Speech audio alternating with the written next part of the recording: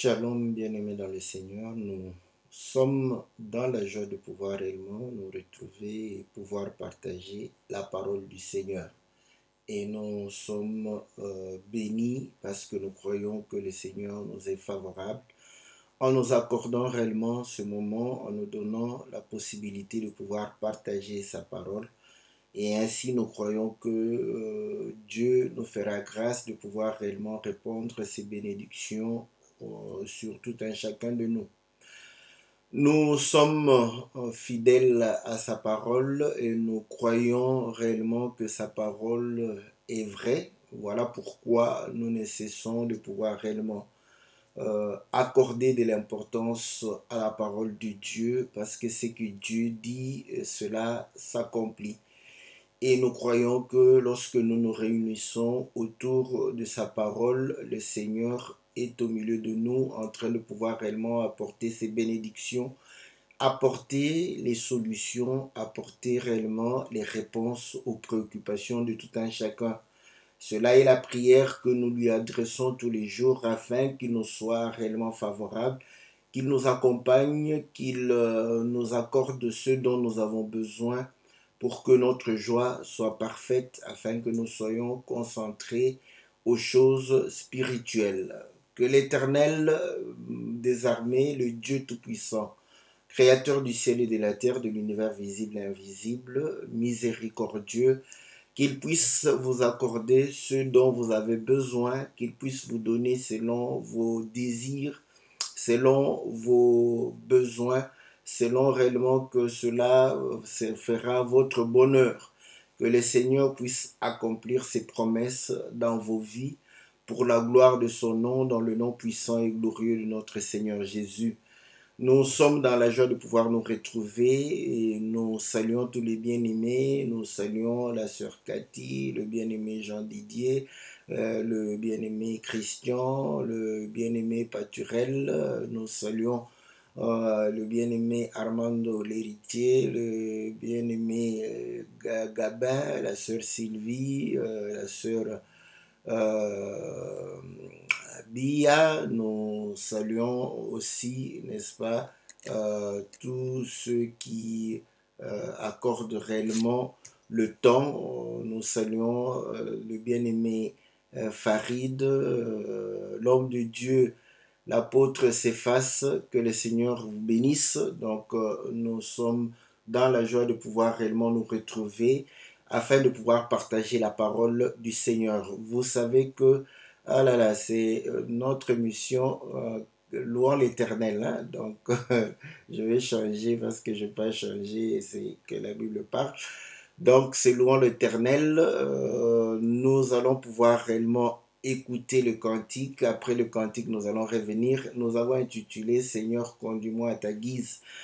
Et c'est sur base du cantique de notre sœur Jeanne Ouitaba qui, elle, a intitulé Amène-moi. Donc, voilà, donc c'est juste pour pouvoir réellement nous permettre, nous orienter, n'est-ce pas, dans le sujet, la direction que nous voulons mener, donc que le Seigneur puisse nous conduire à sa guise. Donc, comme d'habitude, nous écoutons le cantique. Après le cantique, nous revenons dans notre studio virtuel pour pouvoir réellement partager la parole de Dieu selon la grâce que le Seigneur nous a accordée. Voilà, bien-aimés dans le Seigneur, c'est votre mission, louant l'Éternel, votre serviteur, le pasteur Philippe Mukenge, et nous allons aujourd'hui écouter le cantique de notre sœur Jeanne Ouitaba. Que le Seigneur vous soit favorable, que le Seigneur vous bénisse. Donc aujourd'hui, je ne ferai pas l'interprète parce que le cantique est en français. Donc voilà, nous avons toujours encouragé nos sœurs ou nos frères de pouvoir chanter en français pour les bien-aimés qui ne comprennent pas le lingala. Bon, ceux qui ne comprennent pas le lingala, n'en tenez pas rigueur parce que vous allez comprendre que l'inspiration vient dans la langue que nous maîtrisons la mieux. Donc voilà, donc On ne peut pas dire à quelqu'un de pouvoir tout le temps composer en français s'il est inspiré en une autre langue. Donc faites comme si vous écoutiez un cantique en anglais, donc vous n'allez pas trop vous plaindre, même si vous ne comprenez pratiquement rien. Donc voilà, bien-aimés dans le Seigneur, nous allons écouter le cantique et revenir à notre studio virtuel. Que le Seigneur vous soit favorable, que le Seigneur vous bénisse dans le nom puissant et glorieux de notre Seigneur Jésus. Amen. Seigneur, tu me connais plus que moi-même. Saint-Esprit, tu connais ce que Dieu attend de moi. Et tu connais la pensée de Dieu. Tu enduis ma tête et ma coupe déborde. Apprends-moi à m'arrêter lorsque la nuée s'arrête. Tu enduis ma tête et ma coupe déborde. Apprends-moi à m'arrêter lorsque la nuée s'arrête. Je veux simplement te dire, de moi-même je ne peux rien, Seigneur. Arrose-moi d'une huile fraîche, amène-moi où tu veux. Je veux simplement te dire, de moi-même je ne peux rien, Seigneur. Arrose-moi d'une huile fraîche, amène-moi où tu veux. Je veux être comme ces vieux qui n'a plus de force pour marcher lui-même, qui a besoin qu'on lui tienne par la main pour l'aider dans sa marche. Je veux être comme un aveugle qui ne connaît pas l'état du chemin, qui a besoin du bâton de guide pour l'aider dans sa marche. Je suis un aigle étoilé vent, et voici dans les hauteurs, cherchant du côté où se trouve le vent, pour qu'il m'amène où il veut. Je suis un aigle étoilé vent, je me tiens dans les hauteurs, cherchant du côté où se trouve le vent, pour qu'il m'amène où il veut. Je veux simplement te dire, de moi-même je suis limité, tu sais. Impose-moi ta volonté, Seigneur Jésus, même si elle est amère. Je veux simplement te dire, de moi-même je suis limité, tu sais. Impose-moi ta volonté, Seigneur Jésus, même si elle ne m'arrange pas. Amène-moi. Amenez-moi, Esprit Saint. Amenez-moi, Esprit Saint. Amenez-moi, Esprit Saint. Je vais m'envoler avec toi dans les airs. Amenez-moi, Esprit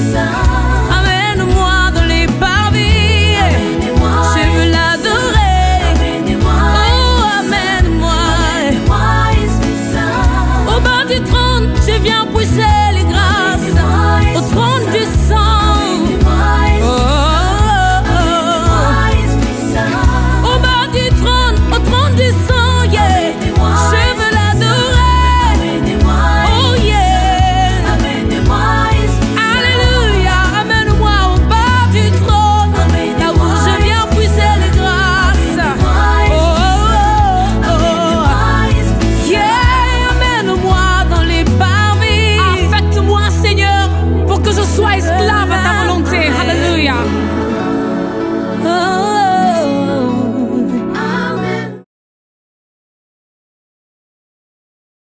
Seigneur. Donc voilà, nous sommes revenus dans notre studio virtuel, n'est-ce pas, pour pouvoir réellement partager la parole du Seigneur. Et nous saluons tous ceux qui nous ont rejoints, la sœur Saint-Tiche de Savoie, nous saluons le bien-aimé, le bien, et tous ceux qui sont fidèles à cette émission. Donc voilà, c'est le cantique de notre sœur Jeanne Ouitaba. Amène-moi, donc conduis-moi, n'est-ce pas? Donc voilà, c'est pourquoi nous avons intitulé Seigneur, conduis-moi à ta guise. Donc voilà, il a chanté, je n'ai pas à pouvoir faire, n'est-ce pas, la traduction. Donc nous avons vu que elle chante pour que le Seigneur puisse réellement lui oindre. Donc nous pouvons aussi chanter avec elle pour dire que euh, tu as ma tête et tu as d'huile ma tête et ma coupe déborde. Donc apprends-moi à m'arrêter quand la nuit s'arrête. De moi-même, je ne peux rien. Arrose-moi d'une huile fraîche, amène-moi où tu veux. Je veux être comme ce vieux qui n'a pas de force et qui n'a que besoin d'être soutenu par une main et pouvoir réellement l'amener. Que je veux être comme un aveugle qui ne connaît pas l'état de la route, mais qui n'a que besoin de bâton, de guide pour pouvoir réellement s'orienter. Je suis un aigle qui monte dans les hauteurs et là je me laisse emporter par le vent et le vent m'amène où il veut. Donc impose-moi ta volonté même si elle est amère. Donc impose-moi cette volonté même si elle ne m'arrange pas.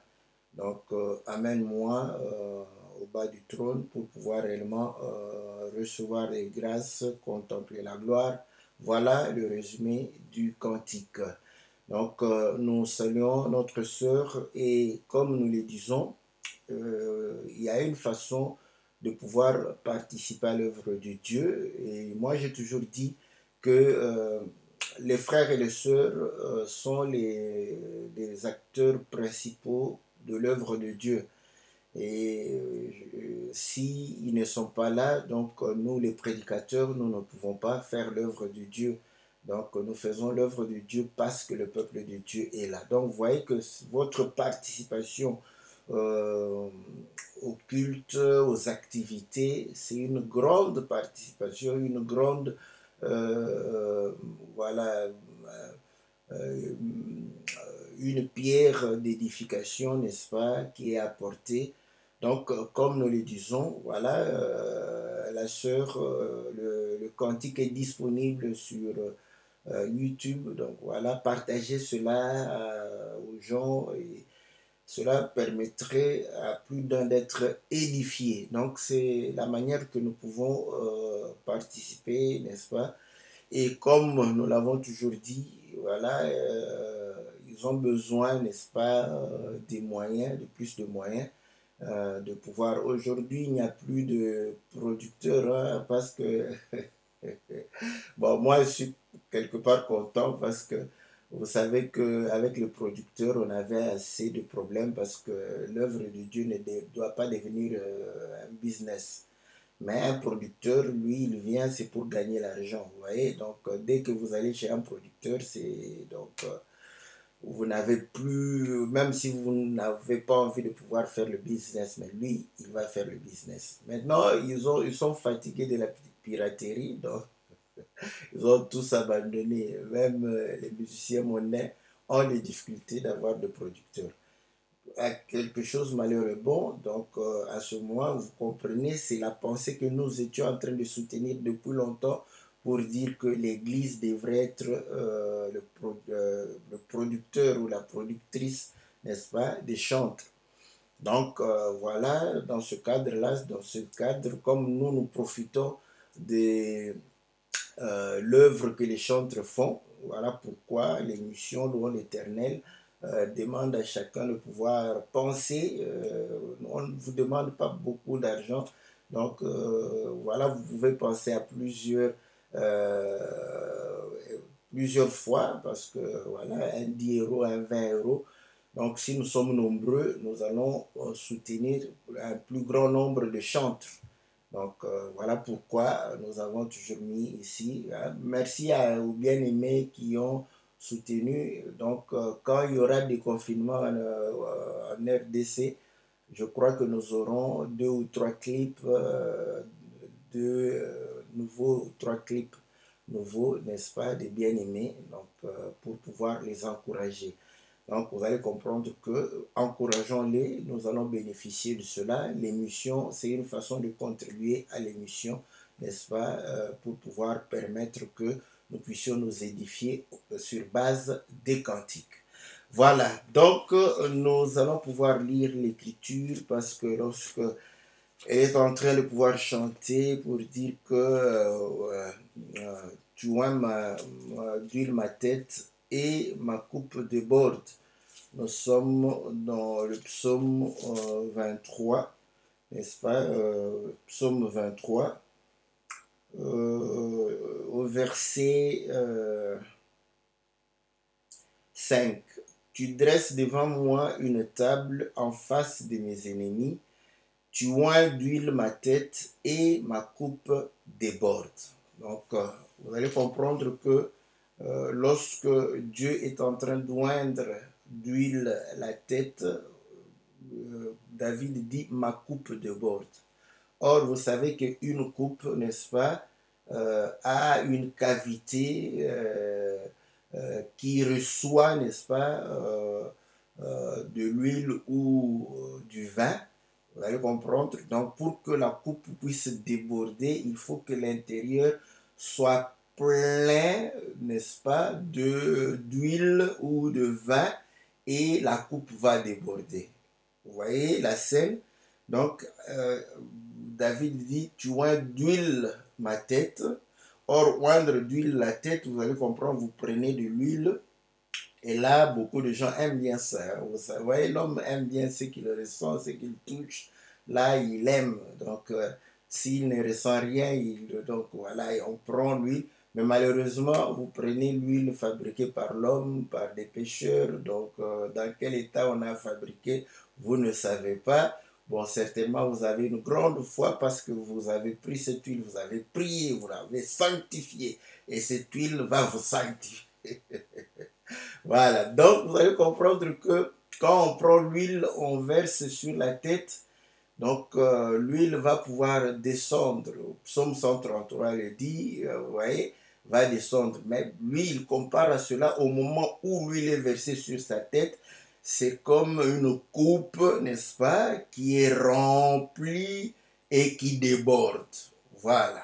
Donc, nous voyons ces deux nous donnent l'idée. Donc, quand le Seigneur est en train de oindre, et Luc chapitre 7, à partir du verset 17, le Seigneur est en train de pouvoir parler, n'est-ce pas, de l'onction qui est sur lui. Donc, nous sommes là, on dit au verset 18, l'Esprit du Seigneur est sur moi parce qu'il m'a oint pour annoncer une bonne nouvelle aux pauvres. Vous voyez? Donc, le fait d'être oint, c'est le Seigneur démontre que c'est le fait que l'Esprit est sur lui. Donc, l'Esprit de Dieu, n'est-ce pas, est sur lui. Et nous comprenons que au moment où on oint, donc, le Seigneur est en train de pouvoir communiquer son esprit et il dit, ma coupe déborde. Or, une coupe, le Seigneur va pouvoir dire que la coupe, c'est un homme. Voilà.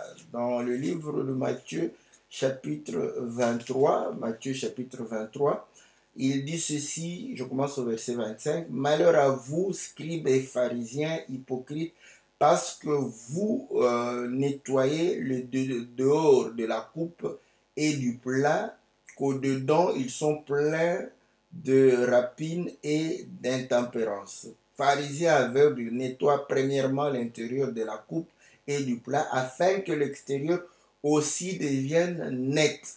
Et le Seigneur, au verset 28, vous de même au dehors, vous paraissez juste, voilà, les coupes qui sont nettoyées du dehors aux hommes, mais au dedans, vous êtes plein d'hypocrisie et d'iniquité. Donc la coupe, c'est un homme. Vous voyez?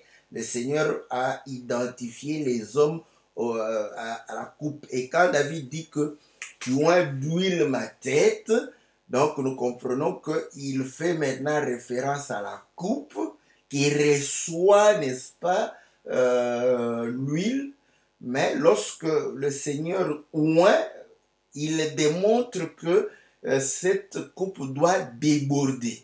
Voilà. Pourquoi? Parce qu'aujourd'hui, voilà, tout le monde se dit qu'il est conduit par le Saint-Esprit et il a le Saint-Esprit, tout ça. Oui, c'est bien.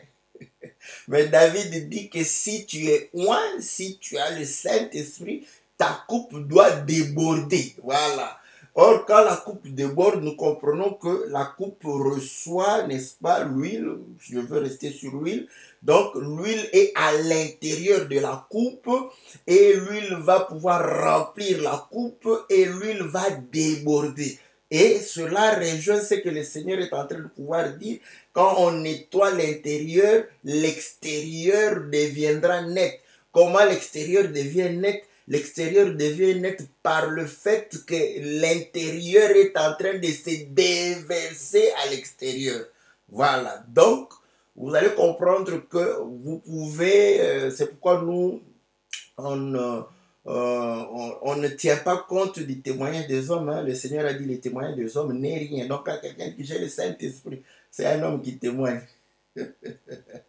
Voilà. Et le Seigneur dit, si vous ne croyez pas aux paroles que j'ai prononcées, voilà, comme nous ne croyons pas aux paroles que tu prononces, voilà, si on n'a pas cru au Seigneur, pourquoi ne pas te croire? Donc c'est normal. Comprends qu'on peut ne pas te croire. Voilà. C'est pourquoi nous aussi, quand tu ne me crois pas, ça ne me fait pas quelque chose parce que bon, moi, je n'ai pas besoin que tu me croies. Tu dois croire au Seigneur. Voilà. Moi, ma famille, mes enfants, s'ils me disent qu'on ne te croit pas, là, je sais qu'en dehors du fait que je leur présente aussi le Seigneur, mais je me présente à eux, je parle à eux de ce que moi je veux aussi, de ce qui sont mes aspirations. Voilà. Donc à ce moment, je peux encore vouloir me défendre devant ma femme ou mes enfants. Mais toi, si tu ne me crois pas, voilà, donc c'est pas grave, parce que la Bible le dit, que tout homme soit reconnu menteur. Donc en tant qu'homme, tu n'as pas besoin de me croire. Mais si je dis ce qui est la parole du Seigneur, tu seras obligé de croire, sinon le Seigneur va pouvoir réellement s'occuper de toi. Voilà, donc ce que j'étais en train de pouvoir dire, que si le Seigneur dit, si vous ne croyez pas aux paroles que j'ai dites, mais croyez au moins aux œuvres que vous voyez. Voilà, donc les œuvres, c'est un témoignage. Or, les œuvres se voient. Voilà pourquoi il a dit que les œuvres que vous êtes en train de pouvoir faire, la lumière qui brille en vous doit briller devant les païens pour qu'ils voient cela.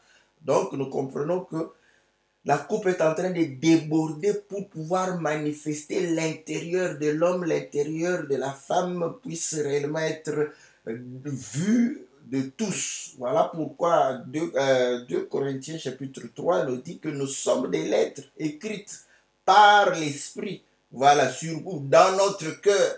Donc à l'intérieur de la coupe, lu ou dehors, parce que tu ne peux pas lire le cœur. Je crois qu'il y a une écriture, on dit que le cœur de l'homme est tortueux, qui peut le connaître? Alléluia. Donc là, nous comprenons que quand Paul est en train de pouvoir dire que nous sommes une lettre lue, voilà, vue et lue. Donc nous comprenons que l'inscription est dans le cœur. Et Hébreu est en train de pouvoir dire que je vais faire une alliance nouvelle où aucun ne peut enseigner son concitoyen. Moi-même, je les enseignerai. Je vais inscrire ma parole dans leur esprit et dans leur cœur. Donc nous comprenons que à ce moment-là, c'est l'intérieur. Voilà. Qui peut connaître l'intérieur de l'homme si ce n'est que l'homme lui-même? Donc maintenant, comme le Seigneur est en train de oindre ta tête ta coupe va déborder. Voilà. Donc, ce qui est intérieur va pouvoir ressortir dehors. Voilà. Et là, nous pouvons voir. C'est pourquoi nous voyons le cœur. Nous connaissons le cœur de Dieu. Seigneur soit loué. Vous comprenez pourquoi nous comprenons et nous connaissons le cœur de Dieu. Parce que le Seigneur lui-même a dit que le Seigneur m'a oué. Si le Seigneur l'a oué, sa coupe va aussi déborder. Donc ce qui est caché, les entrailles de Dieu vont pouvoir réellement ressortir dehors. Et ce qui est caché, n'est-ce pas, va pouvoir être révélé. C'est ça. Donc vous allez comprendre que nous ne croyons pas à ceux qui témoignent que, vous voyez, Dieu voit. Quand tu dis ça, moi je te le dis maintenant, vous savez, quand moi je prêche, c'est là où j'ai toute cette liberté. Mais en fait, ce n'est pas de l'hypocrisie. Face à face comme ça, je te supporte. Parce que je sais que si je te dis comme ça, tu vas, oh non, vous voyez, vous c'est toujours comme ça, vous êtes des intégristes, vous ne croyez jamais aux gens, je ne viendrai plus. Non, pour que tu viennes, là je serai doux. Je serai comme... mais quand j'ai la prédication là, comme voilà, surtout maintenant quand je suis à la maison, je ne vous vois pas. Pour que tu dises que non, quand il a parlé, il m'a vu, il a vu comment j'étais habillé, tout ça. Non, je ne te vois pas, tu es à la maison là, n'est-ce pas? Donc, on te voit. Toi, tu me vois, mais moi, je ne te vois pas. Donc, voilà, à ce moment-là, vous allez comprendre que je dis les choses, n'est-ce pas? Clairement comme ça. Donc, vous allez comprendre que dès que tu dis que oh, Dieu voit le cœur, oh, c'est fini. Donc là, ça, c'est un élément. C'est comme le thermomètre, quand on regarde comme ça. Tu as la température. Oh là là là là là. Tu ne dois plus tousser, hein, parce que ta température est déjà... Dès que tu tousses, là, oh, tu vas me contaminer. Donc, vous allez comprendre que... Pourquoi? Parce que si quelqu'un est loin, Dieu l'a loin, ce qui est à l'intérieur, la coupe va déborder. Voilà. Donc, Dieu voit l'intérieur. Voilà pourquoi quand ton intérieur est conforme à la parole de Dieu, à sa nature, il va ressortir cet intérieur dehors. Et c'est ça même la conversion. Ouais, c'est pourquoi le Seigneur est en train de pouvoir démontrer. Vous êtes des hypocrites parce que vous vous occupez, n'est-ce pas, à donner une image qui va plaire aux hommes, mais à l'intérieur, ce n'est pas nettoyé. Donc vous allez comprendre que le Seigneur va pouvoir, parce qu'il sait que l'intérieur doit être réellement la nature d'un enfant de Dieu. Et cet intérieur-là va déborder parce que la coupe doit déborder. Voilà. Mais bon, vous allez comprendre que lorsque nous recevons l'Esprit du Seigneur, là, on voudrait voir que non, voilà, la puissance de Dieu se déborde. Ouais, ça c'est bien. Comme ça, dès que je fais, oh, le gens tombe. Ouais, ça c'est bien. Pour montrer que la puissance de Dieu est en train de déborder, c'est bien. Maintenant, cette puissance par rapport à ta propre vie, voilà, doit aussi déborder pour que nous puissions lire ton cœur à l'extérieur. Dieu a toujours fait ça. Il a voulu que le peuple puisse lire le cœur. Voilà pourquoi Aaron portait le cœur à l'extérieur. Pour qu'on puisse lire. Vous voyez, le Seigneur dit, là où est ton trésor, c'est là où sera ton cœur. Je crois que c'est dans le livre de Matthieu, chapitre 6. Et le trésor de Dieu, les pierres précieuses, étaient sur la poitrine d'Aaron pour qu'on puisse lire cela. Donc, vous voyez, ça c'est ça même la grâce. Dieu qui se révèle. Donc, nous devons, Dieu se révèle et Dieu est ouvrier avec les hommes. Voilà pourquoi la divinité doit se révéler en nous. Donc, venir nous dire que, vous voyez, je suis un mini-jupe, mais Dieu voit le cœur. Oh là! On comprend que Jézabel, tu veux me distraire. Heureusement, parmi nous, il n'y a plus d'Akab ici. Va chercher Akab pour pouvoir réellement le séduire. Parce que nous, donc, on ne croit pas à de tels témoignages. Donc, vous voyez, donc vous allez comprendre que ce témoignage-là, d'abord, quand tu dis que Dieu voit le cœur, donc tu reconnais que l'extérieur que tu présentes n'est pas conforme à la nature de Dieu. Voilà, c'est ça. Parce que moi, je ne veux pas commencer à me justifier pour dire que Dieu voit le cœur. Hein? Donc, Dieu voit mon cœur. Donc, je comprends que l'extérieur, l'acte que j'ai posé, n'est-ce pas, est répréhensible. Maintenant, dans mon cœur, je ne l'ai pas fait exprès, c'est ce que je peux dire. Voilà pourquoi, si je n'ai pas fait un acte exprès, mais un acte qui a déplu, un acte qui est répréhensible, je veux dire, en tout cas, j'étais sincère. Bon, maintenant, là, vous ne pouvez pas lire mon cœur. C'est là où je peux dire que wow, Dieu voit mon cœur, parce que j'ai été sincère, je l'ai fait sans méchanceté. Mais je reconnais que ce que j'ai fait est problématique, parce que c'est les gens qui l'ont vécu ne l'ont pas bien vécu. Donc, voilà, donc ça, ce sont un enfant de Dieu ne peut pas dire ça, Dieu voit le cœur. Donc, nous comprenons que toi, tu es encore un bébé, tu es encore à l'école primaire, à l'école maternelle, n'est-ce pas? Donc, on doit encore te faire manger, t'apprendre à marcher. Donc, vous voyez, donc, à ce moment, nous comprenons que celui qui reçoit le Saint-Esprit, la nature de Dieu, voyez, qui est caché, va pouvoir se révéler, n'est-ce pas, au dehors de lui. Donc, c'est comme ça que David va pouvoir dire que tu enduis ma tête et ma coupe est en train de pouvoir déborder, n'est-ce pas? Donc, la nature que tu me communiques, c'est là, ça se lie avec ce que le Seigneur dit. Voilà pourquoi le Seigneur, quand il parle du Saint-Esprit, il parle du Saint-Esprit comme une source d'eau. Vous voyez? Quelque chose de l'intérieur, mais qui doit déborder et sortir. Voilà. Donc, être vu. Donc, voilà. Donc, nous comprenons que c'est véritablement ça, le signe de la conversion. Quand ton extérieur est conforme à la parole de Dieu que tu as reçue, comprends que tu es converti. Mais quand ton extérieur n'est pas conforme, donc toi, tu es encore un inconverti. Ouais? Je ne suis pas méchant. Demandez à Pierre. Le Seigneur lui a dit, quand tu seras converti, donc tous les temps, 3 ans avec le Seigneur, inconverti. Ouais? Déjà Pierre lui-même. Le Seigneur regarde, il dit, tu es encore inconverti. Quand tu seras converti, pourquoi? Parce qu'il le savait. Il n'a pas encore reçu, n'est-ce pas, le Saint-Esprit, afin que sa nature soit réellement une nature divine qui vient non pas de l'extérieur, mais de lui-même, qu'il sente que c'est cette nature-là qui est la nature de Dieu à pouvoir vivre. Et ainsi, vous allez comprendre que on ne va plus te pousser à pouvoir vivre. Quand on te pousse, vous savez, nous sommes en Europe ici, que la nature elle-même nous enseigne. Vous voyez, donc, quand quelqu'un a une voiture pour démarrer, il faut toujours pousser. Je crois que le premier jour, tu vas pousser, te disant que bon, la batterie, il va aller acheter la batterie. Le lendemain, il vient encore, pousse-moi, tu pousses. Le surlendemain, il vient, tu vas lui dire, oh mon frère, il va acheter la batterie. Parce que tu seras fatigué de pousser, voyez. Donc, comprenez que la nature elle-même ne nous enseigne-t-elle pas. Oui, si c'est en Afrique, on comprend qu'il faut pousser les voitures. D'ailleurs, même pour pousser, on lui dit tu n'as qu'à parquer sur une pente. Donc, quand tu veux démarrer, comme ça, directement, la pente te donne de l'allure. Les gens sont fatigués de pousser. Ouais.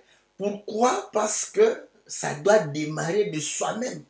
Donc voilà, la nature divine doit normalement, tout ce que nous pouvons faire réellement t'apporter, comme dans une voiture, apporter de l'huile, apporter de l'essence, tout ça. Quand vous démarrez, c'est direct. Ah là là, les gens aiment bien, vous voyez, la technologie et la connaissance. Donc arrivons, quand tu reçois la connaissance de Dieu, tu dois être comme une voiture neuve, dès qu'on démarre, c'est fini. Et ça fait moins de bruit. Que le Seigneur soit loué. Bon, voilà. Nous n'allons pas faire la mécanique aujourd'hui. Donc, voilà ce que nous pouvons dire par rapport à ce qu'elle dit. Et elle ajoute pour dire que voilà, apprends-moi à m'arrêter quand la nuée s'arrête. Pourquoi? Parce que la nuée était en train de pouvoir conduire, n'est-ce pas, le peuple d'Israël. Donc, nous allons prendre une écriture et illustrer cela. Donc, je prends l'écriture dans le livre de Exode chapitre 13, verset 1. L'Éternel allait devant eux le jour dans une colonne de nuée pour les guider dans leur chemin. Voilà. Donc, vous allez comprendre que l'Éternel était dans la nuée et il les guidait. Mais le Seigneur était où? Devant. Voilà. Ça, c'est important. Hein? Vous voyez? C'est pourquoi, donc, il faut apprendre. Il faut que l'Éternel soit devant. Mais aujourd'hui, les gens aiment bien. Je n'en disconviens pas. On aime bien le Seigneur. On aime le Saint-Esprit. On aime. Mais on prend le Seigneur, on le met derrière. Les gens veulent avoir le Saint-Esprit, mais pour commencer à conduire le Saint-Esprit. C'est ça tout le problème. Vous voyez, à commander le Saint-Esprit. Donc, c'est ça. Quand quelqu'un a le don de guérison, vous voyez, il croit que à tout moment qu'il le veut, il va faire des guérisons. Non. C'est le Saint-Esprit qui doit te guider. Non, tu ne vas pas commencer à guider le Saint-Esprit. Donc, vous allez comprendre que la plupart des gens veulent guider le Saint-Esprit. Ouais. Donc, quand on a le don de prophétie, on veut prophétiser à tout bout du champ. Non. Allez voir, le prophète ne prophétisait pas parce qu'il avait le plaisir de pouvoir prophétiser. Non, il faut que l'Esprit te pousse, l'Esprit te commande. C'est l'Esprit qui te guide. Ce n'est pas toi qui guide l'Esprit de Dieu. Voilà pourquoi la colonne de nuée était devant eux. Quand la colonne de nuée est retournée derrière eux, c'était pour les protéger. Vous voyez? Donc, c'était pour les protéger parce que au moment où ils sont arrivés à la mer Rouge, ils regardaient derrière. Là, c'était Pharaon qui venait avec ses chars. Et la Bible va dire que la nuée qui était devant va pouvoir venir derrière eux pour couvrir. Et vous allez comprendre que cette nuée va se comporter comme un phare, n'est-ce pas, de voiture, parce que derrière, du côté des Égyptiens, c'était le noir. Mais devant, n'est-ce pas, le peuple d'Israël, c'était une lumière qui les éclairait pour qu'ils continuent à pouvoir marcher, à pouvoir traverser, n'est-ce pas, la mer Rouge. Donc, nous comprenons pourquoi. Parce que quand nous marchons, nous ne voyons pas derrière. Voilà pourquoi nous sommes certains que l'Éternel, n'est-ce pas, pour nous protéger, il vient derrière nous pour pouvoir nous garder. Ce n'est pas en vain que quand Israël marchait, vous allez voir qu'il y avait un camp devant et un autre derrière. Et derrière, il y avait Dan, n'est-ce pas, le serpent. Pourquoi? Parce que quand le cavalier vient, comprend que Dan, le serpent, va mordre le cheval afin que ce cavalier puisse tomber. Voilà comment le Seigneur nous protège, n'est-ce pas? Mais si tu veux être guidé, la colonne de nuée doit être devant toi. Voilà, devant toi. Et tes regards doivent être sur la nuée. C'est comme ça que j'ai toujours dit. J'ai toujours répété. Comment être sûr de pouvoir marcher selon la parole du Seigneur? C'est lorsque tu mets la parole devant toi. Parce qu'au commencement était la parole était avec Dieu. La parole était Dieu. La parole de Dieu est esprit et vie. Voilà. Et la Bible dit que de la nuée, Dieu leur parla. Donc la nuée parle. La nuée, voilà pourquoi on dit que l'onction que vous avez reçue, l'onction vous enseigne. L'onction, c'est un enseignant. Voilà. Donc, on n'est pas comme des robots où le Saint-Esprit te prend comme ça, bah, tu commences à bouger. Non, non, ça c'est une mauvaise compréhension. C'est le Saint-Esprit te communique la parole de Dieu. Voilà pourquoi avant d'agir, tu te poses toujours la question. Parce que quand tu te poses la question, tu mets la parole devant toi. Celui qui ne se pose pas de questions, donc il est en train de conduire le Saint-Esprit. Il vient voir, Saint-Esprit vient, aujourd'hui je vais aller là. Voilà. Donc, l'Écriture démontre clairement, et là, nous comprenons que quand la nuée s'arrêtait, ils devraient obliger de pouvoir s'arrêter. Quand la nuée avançait, ils avançaient. Pourquoi? Pour montrer que leur marche était conditionnée par la colonne de nuée. Et l'Écriture dans 1 Corinthiens chapitre 10 démontre que ils ont été baptisés dans la mer et dans la nuée. Or, nous avons deux baptêmes d'eau et d'esprit. La nuée, n'est-ce pas, parle de l'Esprit de Dieu. Voilà. Donc, qui doit nous conduire. Donc, le Saint-Esprit est un conducteur. Le Saint-Esprit n'est pas conduit. Donc, vous allez comprendre que c'est important par rapport à cela. Donc, et elle chante que voilà, arrose-moi d'une huile fraîche. Ah, ça, ce sont des expressions que les gens aiment. Là, il vient avec une bouteille d'huile. C'est l'huile fraîche. Et là, oh, l'huile fraîche, l'huile fraîche. Bon, nous lisons d'abord l'écriture par rapport à l'huile fraîche, n'est-ce pas? Nous sommes dans psaume 92 ou 92. Pour nos amis français, je salue mon bien-aimé Jean Didier, n'est-ce pas? Même si nous avons les mêmes origines, mais lui, il dit 72 et il dit 92 parce que 92, je ne sais pas pourquoi les Français n'aiment pas le 92. Voilà. Psaume 92, le verset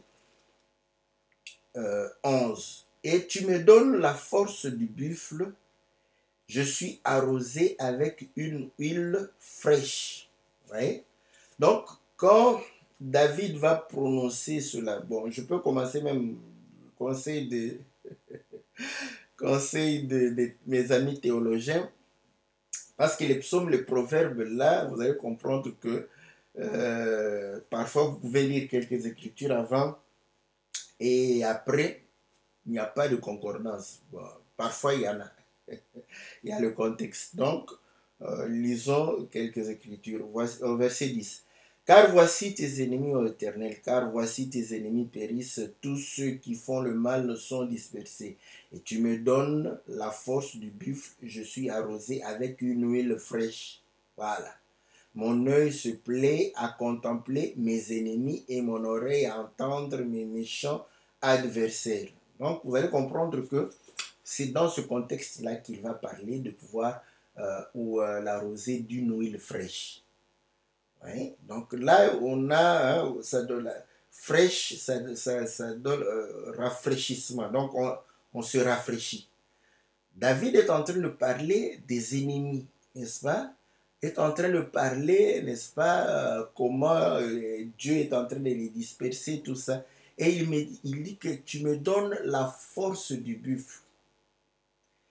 Je suis arrosé, vous voyez? Donc, quand il a la force du buffle, c'est là où il comprend qu'il est arrosé d'une huile fraîche. Voilà. Donc, c'est ça l'écriture. Je l'ai lu, je n'ai que répété l'écriture. J'aime ça. J'aime parfois la parole du Seigneur. Hein? Donc, il n'y a pas à chercher. Quoi. Non, c'est ce qui est écrit est écrit. Donc, c'est écrit comme ça. Maintenant, vous allez comprendre une chose.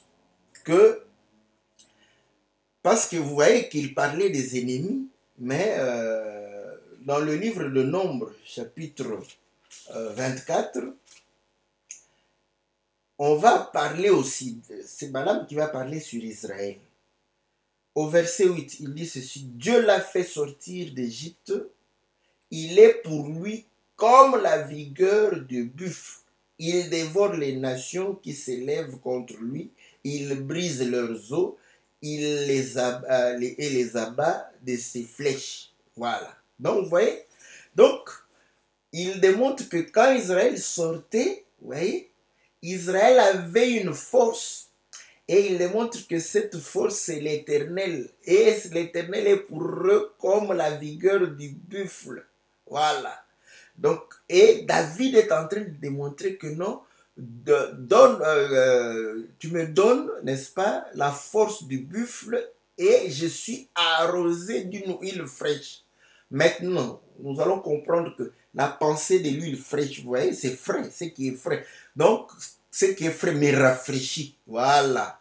Or, vous allez comprendre que dans le combat, vous voyez, nous avons besoin de pouvoir être frais. Et je vais faire appel à Lance Armstrong. Parce que moi, j'appelle tout le monde. voyez, donc pour pouvoir prêcher la parole du Seigneur, exhorter, n'est-ce pas, comme Paul l'a fait. Paul a dit que regardez les athlètes, il a appelé les athlètes dans sa prédication. Moi aussi j'appelle les athlètes maintenant Lance Armstrong. Lance Armstrong, pour gagner, il faut faire quoi? Il faudrait avoir le souffle, comme le buffle.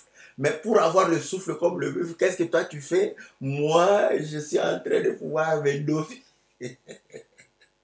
Pourquoi? Pour que, vous voyez, pendant que tout le monde est fatigué, moi, ma force est renouvelée. Voilà. Vous voyez? Hein, ce n'est pas une huile spéciale. Non. C'est juste pour montrer que le Saint-Esprit en nous renouvelle la force. Pourquoi parfois nous nous sentons abattus, parfois nous nous sentons fatigués, parfois nous nous sentons au bord de pouvoir abandonner. Et quand le Saint-Esprit nous rafraîchit, vous allez comprendre que nous reprenons le courage et nous continuons le combat. C'est ça.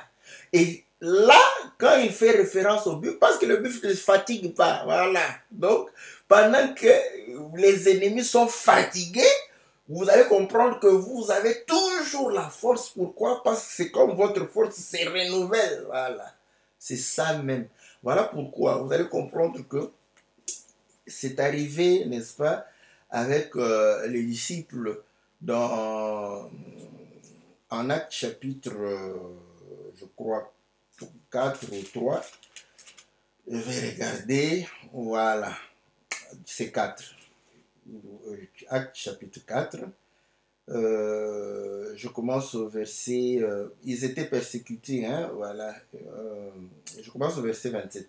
En effet, contre ton saint serviteur Jésus, que tu as oint, Hérode et Ponce Pilate se sont ligués dans cette ville avec les nations et avec le peuple d'Israël, pour faire tout ce que ta main et ton conseil avaient arrêté d'avance. Et maintenant, Seigneur, vois leurs menaces, vous voyez, et donne à tes serviteurs, n'est-ce pas, à tes serviteurs d'annoncer ta parole avec une pleine assurance, en étendant ta main pour qu'il se fasse des guérisons, des miracles et des prodiges par le nom de ton serviteur Jésus. Quand ils eurent prié, le lieu où ils étaient assemblés trembla, ils furent tous... Oh, que Dieu soit loué. Et pourtant, ces gens étaient remplis du Saint-Esprit en Actes chapitre 2. Ouais. Donc, vous allez comprendre que le Saint-Esprit le Saint-Esprit ne les avait pas quittés. Voilà. A renouvelé la force parce qu'ils ont vu la menace. Ils avaient besoin de pouvoir réellement se ressourcer. Voilà pourquoi, en d'autres termes, Paul est en train de pouvoir dire ceci à Timothée. Ce sont des expressions parfois difficiles à expliquer dans l'absolu de la parole, parce que le Saint-Esprit, comme on l'avait, ça ne peut pas, le Saint-Esprit ne peut pas être attristé et le Saint-Esprit ne peut pas être ranimé. Alléluia. Mais écoutez, Paul l'utilise parce que nous parlons le langage des hommes. Voyez? Mais il ne faut pas comprendre ça en français. C'est pourquoi nous avons toujours dit que nous ne prêchons pas en français, même si nous parlons pour l'instant en français peut-être approximatif, mais voilà. Donc, je prends le livre de Timothée. Timothée, c'est... Voilà.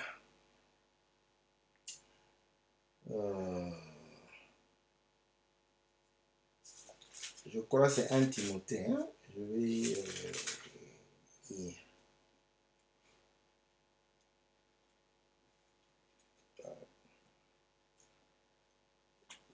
Timothée, attendez.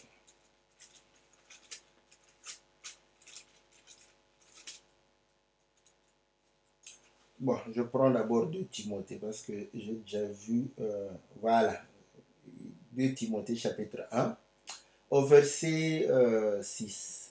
C'est pourquoi je t'exhorte à ranimer le don de Dieu que tu as reçu par l'imposition de mes mains. Car ce n'est pas un esprit de timidité que Dieu nous a donné, mais un esprit de force, d'amour et de sagesse. Tu me donnes la force du buffle. Je suis arrosé d'une huile fraîche. Voilà ce que Paul est en train de pouvoir dire. Il dit à Timothée, non, non, on n'a pas reçu un esprit de timidité. Non, ranime ça. Voilà, les gens aiment ça. Ouais, quand on aime les sensations. Ranimez ça, comme si le Saint-Esprit dormait. Réveillez. Le Saint-Esprit va se réveiller. Non. Ouais. En fait, c'est quelque chose de. C'est pas toi qui ranime. Mais, vous voyez, c'est là où. C'est comme ça qu'elle chante. Quand on se laisse emporter par le Saint-Esprit nous ranime. Voilà. C'est le Saint-Esprit qui nous booste encore. Mais Paul est en train de parler, c'est-à-dire prendre conscience que j'ai le Saint-Esprit et je dois me laisser conduire par le Saint-Esprit. Et le Saint-Esprit n'est pas un esprit de timidité. Voilà, donc je ne peux pas, pendant que des amis viennent m'influencer comme ça pour faire le mal. Ah, toi aussi, ton mari domine sur toi. Oui, parce qu'il est écrit que mon mari dominera sur moi. Voilà comment le Saint-Esprit, n'est-ce pas, est ranimé et ravivé devant une situation où les gens voulaient noyer, n'est-ce pas, la parole du Seigneur. Et c'est à ce moment-là que le Saint-Esprit, n'est-ce pas, ravive, n'est-ce pas, ton amour, ton zèle pour le Seigneur. Donc voilà, n'est-ce pas, c'est pour comprendre que dans des situations difficiles, dans des moments où on désespère, malgré qu'on dit que nous avons l'espérance, mais toi-même tu sens que non, je vais lâcher. Comprends que Dieu va pouvoir réellement renouveler tes forces parce que le buffle ne se fatigue pas. Voilà. Donc c'est pour pouvoir comprendre que nous sommes des buffles et quand l'Éternel est avec nous, c'est lui qui est la vigueur du buffle pour nous renouveler la force pour que nous puissions marcher, n'est-ce pas, en conformité avec la parole du Seigneur. Et là, vous allez comprendre que Romains chapitre 8 vient pouvoir, parce que moi je n'aime pas parler du voisin, hein, comme vous le savez. Bon, je sais que si je commence à te parler du voisin, tu vois le voisin qui te fait du mal là-bas, le voisin qui te persécute, comprends que le Seigneur va t'arroser d'une huile fraîche, afin que tu voies comment tes ennemis vont se dire. C'est bien, mais moi je n'aime pas ça. Moi c'est un homme de paix, j'aime la paix. Ton voisin là-bas, n'est-ce pas? Dieu va s'occuper de lui. Moi, je vais te parler de l'ennemi que tu marches avec tous les jours et tu prends soin de ton ennemi là. Donc voilà, je vais lire, n'est-ce pas, l'écriture au chapitre Romains chapitre 8.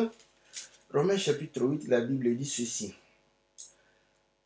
Je commence au verset 12. Ainsi donc, frères, je commence au verset 10. Et si Christ est en vous, le corps, il est vrai, est mort à cause du péché, mais l'esprit est vie à cause de la justice. Et si l'esprit de celui qui a ressuscité Jésus d'entre les morts habite en vous, celui qui a ressuscité Christ d'entre les morts rendra aussi la vie à vos corps mortels par son esprit qui habite en vous. Ainsi donc, frères, nous ne sommes point redevables à la chair pour vivre selon la chair. Si vous vivez selon la chair, vous mourrez. Mais si par l'esprit, vous faites mourir les actions du corps, vous vivrez. Voilà. Maintenant, vous allez comprendre que par l'esprit, nous devons faire mourir les actions de la chair. La chair est qui? Nous montons au-dessus au verset, n'est-ce pas, 5. Ceux en effet qui vivent selon la chair s'affectionnent aux choses de la chair, tandis que ceux qui vivent selon l'esprit s'affectionnent aux choses de l'esprit.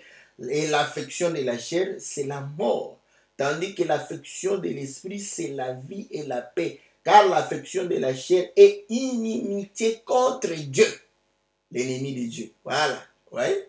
Donc vous allez comprendre que quand nous sommes arrosés d'une huile fraîche, nous avons la force de pouvoir réellement, n'est-ce pas, faire disperser nos ennemis, anéantir nos ennemis. Bon, je dis, laisse le voisin tranquille. Hein? Laisse le voisin tranquille, laisse-le tranquille. Il est en train de pouvoir siroter son vin, laisse-le tranquille. Comprends que tu as un voisin plus proche que celui qui est à côté de toi. C'est ta chair, ennemi de Dieu, avec ses désirs qui s'opposent à l'esprit. Donc, c'est un combat. Vous voyez, à ce moment, vous allez comprendre que quand le Seigneur nous arrose d'une huile fraîche, il nous renouvelle la force, n'est-ce pas, afin que nous puissions surmonter. Voilà pourquoi l'Écriture dit que aucune tentation n'est survenue, ne soit humaine, et Dieu ne permettra pas que cela puisse être au-delà de notre force. Il prépare toujours un moyen pour que nous puissions nous en sortir. Pourquoi? Parce qu'il renouvelle la force en nous pour que nous puissions nous en sortir. Donc quand tu es devant une tentation, dis Seigneur, ne cherche pas l'huile, on te montre l'huile fraîche qui a fait 12 mois sur le pupitre de ton pasteur. Là. Ben, il appelle ça l'huile fraîche. Là, tu crois aussi. Ouais? Donc là, vous allez comprendre que là, quand tu es devant une tentation, dis Seigneur, arrose-moi d'une huile fraîche. Voilà. Là, le Seigneur va t'arroser d'une huile fraîche pour te donner la force de pouvoir vaincre. Et par l'esprit, par l'huile fraîche, l'esprit, ouais, tu vas faire mourir les actions de la chair. Et ainsi, tu seras réellement compté comme un enfant, un fils de Dieu. Parce que tous ceux qui sont conduits par l'Esprit de Dieu sont fils de Dieu. Voilà. C'est comme ça que le Seigneur va te compter. Donc, vous voyez, maintenant il dit, je veux être. Pourquoi nous avons besoin de pouvoir avoir le soutien? Parce qu'on se sent faible. Il dit, ok, je veux être comme ce vieux, voilà, qui n'a plus de force, qui pour s'élever, mais quelqu'un n'est pas ici pour pouvoir me tenir, n'est-ce pas? J'ai envie de pouvoir sortir un peu, prendre de l'air. J'aime ça, ouais.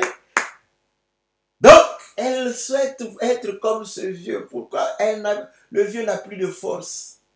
Or, la jeunesse, la gloire de la jeunesse, c'est la force.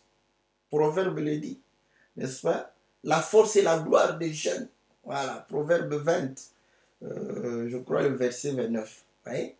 C'est ça. Et les cheveux blancs, c'est le couronnement des vieillards. Or, vous allez comprendre que il démontre que quand je suis jeune, j'ai la passion de la jeunesse, vous voyez, je vais pouvoir réellement laisser la chair emporter sur moi. Je veux devenir comme ce vieux qui n'a plus la force. Tu vois une femme comme ça, tu n'as plus la force de pouvoir, parce que quand tu es jeune, tu vas pouvoir poursuivre là, tu commences à marcher à côté, siffler. Mais quand tu es vieux, tu vas regarder seulement, tu dis, voilà, Dieu est bon, Dieu sait créer des belles créatures. Ok, parce que tu n'as plus la force de pouvoir aller, n'est-ce pas, commettre l'impudicité. Que la nature vous enseigne, voyez? Et c'est comme ça que le Seigneur, dans Jean chapitre 21, va dire à Pierre, Pierre, quand tu étais jeune, tu saignais ta ceinture comme les Congolais, tu les mettais ici, sur le ventre. Et tu commençais à marcher pour aller n'importe où, n'est-ce pas? Où tu voulais, dans des boîtes de nuit, partout, dandiner et frimer. Mais quand tu seras vieux, tu n'auras plus la force. Quelqu'un d'autre va venir ceindre ta ceinture et pouvoir te conduire où tu ne veux pas. Ah, ça j'aime, oui. Alléluia. Quand le Saint-Esprit te conduit là où tu veux, je ne crois pas que c'est le Saint-Esprit de Dieu. Parce que voilà pourquoi la sœur vraiment impose-moi ta volonté, même si elle est amère, même si elle ne me convient pas. Amène-moi où tu veux. Voilà. Donc, Jean chapitre 21, le Seigneur. Quand tu seras vieux, pourquoi le vieux n'a plus la force? Donc, il a besoin d'aide. Voilà, les vieux demandent toujours l'aide du Seigneur. Les jeunes croient à leur force. Voilà pourquoi dès qu'on leur fait du mal, ils se pointent là. Toi, tu joues avec moi, tu ne sais pas que j'étais boxeur, j'étais judoka. Heureusement, tu conjugues ça au passé, j'étais, tout ça. Mais lui, il l'est. Il n'était pas, il l'est. Fais attention, hein. Tu risques d'être tabassé avec le j'étais. Ouais. Donc, vous allez comprendre que quand on est vieux, on ne compte pas sur sa force, on sait qu'on a perdu la force. La chair a été anéantie. Voilà pourquoi nous comprenons que Eliou, dans Job, il va dire, oh, je pensais que la vieillesse ici physique pouvait donner de la sagesse, mais je comprends que dans l'homme, c'est l'Esprit de Dieu. Donc, le véritable vieillard, c'est le Saint-Esprit. Voilà pourquoi quand quelqu'un reçoit le Saint-Esprit, vous allez comprendre que les désirs de la chair tombent. Il devient vieux. Voilà pourquoi nos jeunes sœurs, on leur dit que vous avez sauté. Oui, ouais, c'est normal. Il faut leur dire, oh, tu ne vois pas que je suis vieille.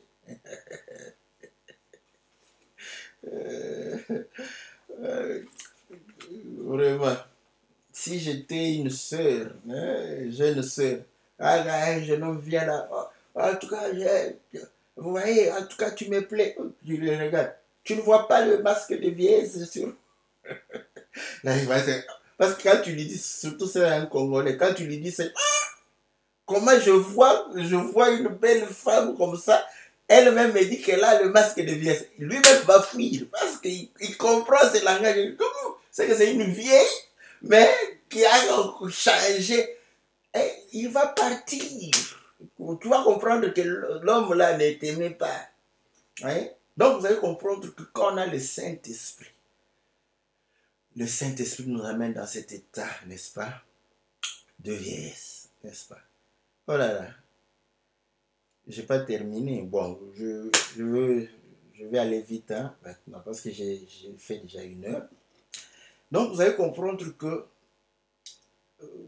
ce sont les vieux qui ont besoin de cette aide. Et il prend l'exemple d'un aveugle. C'est bien parce que vous allez comprendre que si quelqu'un vient et te dit, ton ami vient, bon, on part se promener, vous commencez à vous promener, toi aussi tu vois. Lui il arrive, il regarde de l'autre côté, il trouve qu'il y a une belle rivière. Toi tu regardes là-bas des fleurs. Ouais, vous allez commencer à discuter. Ah non, allons vers les fleurs. Non, allons vers la rivière. Parce que vous deux vous voyez. Mais un aveugle, il ne discute pas. Il ne voit rien. Il ne connaît rien. Donc, bon, viens, on part.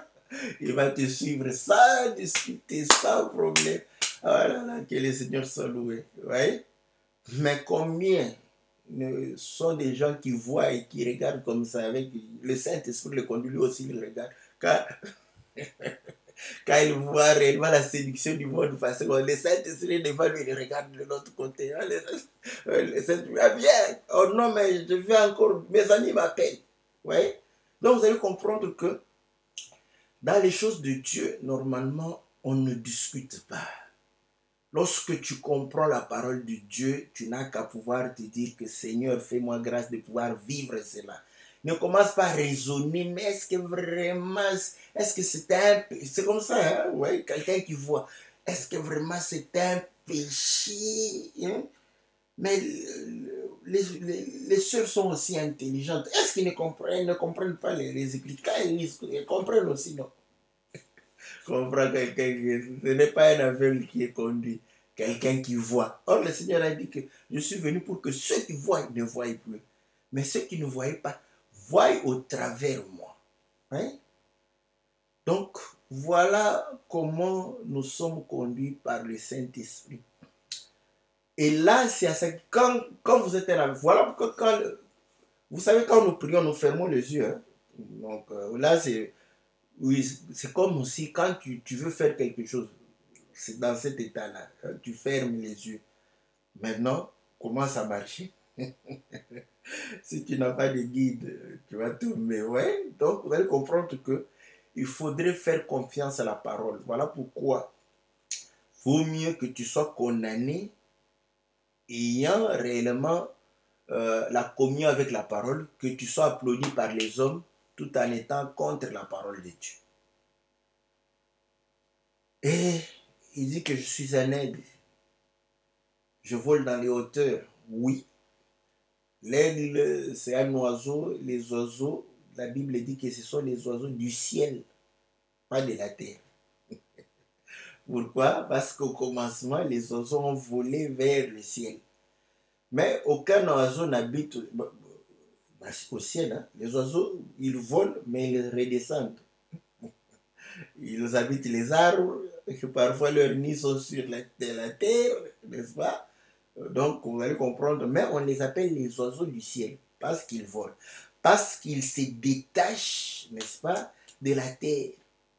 Voilà pourquoi vous allez comprendre que lorsque nous nous détachons des raisonnements des hommes, nous nous détachons des traditions des hommes, nous nous détachons des rudiments du monde, c'est alors que nous pouvons réellement nous laisser conduire par le Saint-Esprit. Parce que quand tu es attaché aux traditions, aux rudiments du monde, tu ne seras pas conduit par le Saint-Esprit. Ils vont t'influencer. Ouais, ils vont t'influencer. Donc nous détachons de toutes ces choses. On ne fait pas les choses parce que mais tout le monde le fait. Tu n'es pas tout le monde. Voilà. Mais pour l'argent, pour le mariage, pour le travail, on te dit que tu n'es pas comme tout le monde. Tu es un homme exceptionnel, une femme exceptionnelle. Vous voyez? Mais pourquoi tu veux vivre comme tout le monde? Tu veux faire les choses comme tout le monde. Tu n'es pas tout le monde, mais c'est tout le monde. Voilà. Donc vous allez comprendre que nous devons nous détacher comme les oiseaux parce que nous sommes du ciel. Donc nous nous détachons de la pensée de la terre pour pouvoir nous attacher à la pensée du ciel. Et c'est comme ça que le vent, c'est le Saint-Esprit qui nous conduit à sa guise. C'est comme ça que nous sommes conduits par le Saint-Esprit. Ce n'est pas... Oui, c'est pourquoi j'ai toujours dit que le parler en langue, n'est-ce pas, c'est un signe où on comprend qu'il y a des moments où le Saint-Esprit nous conduit sans notre intelligence. Mais ça, vous voyez, ce sont des moments spéciaux. Mais le reste de notre vie, nous sommes conduits avec notre intelligence. Le Saint-Esprit, il guide notre intelligence. Donc, voilà. Maintenant, quelqu'un peut dire, mais j'ai raisonné. Oui, tu as raisonné parce que le Saint-Esprit fait partie de toi. Mais ce raisonnement doit être conforme à la volonté de Dieu. La volonté de Dieu, n'est-ce pas? La volonté de Dieu se fait par son esprit. Donc, nous comprenons, voilà pourquoi même les hommes disent, quand ils font des discussions, prenez un peu d'auteur. Voilà, de la hauteur. Prenez de la hauteur, donc vous montez un tout petit peu. Là, ils démontrent que donc, quand vous montez, donc vous êtes en capacité de pouvoir réellement raisonner mieux et pouvoir apporter une bonne contribution. Hein? Donc, voilà ce que nous pouvons dire, n'est-ce pas, par rapport à cela. Et la volonté de Dieu, c'est une imposition. La volonté de l'esprit, c'est une imposition. Voilà. Donc, comprends que c'est que la parole nous dit, c'est une imposition. Ce n'est pas à négocier. Je veux dire, ton frère t'a fait du mal. Ce n'est pas à négocier pour dire que non, voilà, c'est fini, on ne se parle plus. Voilà. Ça, c'est charnel, terrestre et diabolique. Tu es obligé, par le Saint-Esprit, de pouvoir réellement parler avec ton frère. C'est ça. Parce que maintenant, on croit que non, on doit négocier la parole de Dieu. Non, comprenons que la parole de Dieu est comme ça. Voilà pourquoi un frère, il disait toujours, en tout cas, moi, je ne ferai plus les affaires avec le frère. Parce que dans les affaires, tu peux choisir qui avec qui faire les affaires. Hein, ouais. Je lui ai posé la question, mais pourquoi tu ne veux pas faire les affaires avec le frère? Tu ne vois pas? Il dit non, non, non. Quand il y a un problème, nous allons terminer devant le pasteur. Et je sais ce que le pasteur va me dire. Je le sais déjà. Il sait que le pasteur va dire, après avoir tout raconté, voilà, le frère ne veut plus me payer, tout. Le pasteur va finir par dire que c'est ton frère, supporte-le. Il a pris l'engagement de te payer quand il aura de l'argent, tout ça. On va se terminer comme... Il dit, je préfère faire avec les païens. Parce qu'avec les païens, surtout qu'il était encore au Congo, Dès qu'il a mon argent, il ne veut pas payer, j'appelle la police. Quand la police vient, la police prend ses billets, tout ça, je peux récupérer mon argent. Vous voyez, il sentait que ce n'est pas un choix, c'est une obligation avec un frère de pouvoir arranger avec les frères. C'est une obligation parce que la parole est imposée. C'est une imposition. Maintenant, vous allez comprendre la grâce, c'est une imposition gracieuse. J'aime ça. Dieu est bon, Dieu est bon. Il est bon. Au lieu de t'imposer comme un dictateur, non, non. Mais tu ne vois pas que ce n'est pas ta nature. Tu crois que tu as le choix, tu n'as pas de choix. Voilà pourquoi les Écritures, Dieu a mis devant toi la vie et la mort choisie. La vie et la mort. Là, tu viens aussi. Je vais choisir. Toi, tu vas choisir quoi? Tu n'as pas de choix, tu n'as pas de choix. Voilà, ces frères avaient compris qu'ils n'avaient pas de choix. Devant un frère, il ne peut pas amener un frère à la police, il ne peut pas amener un frère à la justice des hommes. Ça va se terminer devant le pasteur. Et il le sait d'avance parce qu'il a été enseigné. Il sait ce que le pasteur va lui dire. Donc pour lui, il dit que bon, je préfère ne pas faire les affaires avec les frères. Je vais faire avec les païens. Et là, je sais comment récupérer mon argent.